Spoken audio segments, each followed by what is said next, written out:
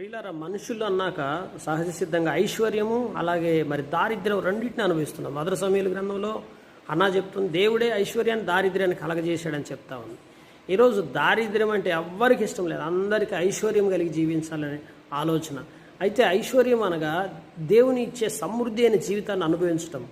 అందుకంటాడు ద్వితీయోపదేశకాండం 28:1 ప్రకారం, నా మాట శ్రద్ధగా వింటే భూమి మీద ఉన్న సమస్త జనముల కంటే నేను మిమ్మల్ని హెచ్చిస్తాను అంటున్నాడు. దేవుని బిడ్డలారా, దేవునిలో ఉన్న సమృద్ధి ఏంటి? దేవుని సన్నిధికి వస్తే దేవుడు ఆహారంలో సమృద్ధి ఇస్తానంటున్నాడు. దేవుడు బుద్ధి జ్ఞానములు సమృద్ధి ఇస్తాడు. దేవుడు సమాధానంతో కూడినటువంటి ఆ సమృద్ధి అయిన జీవితాన్ని ఇస్తానంటున్నాడు.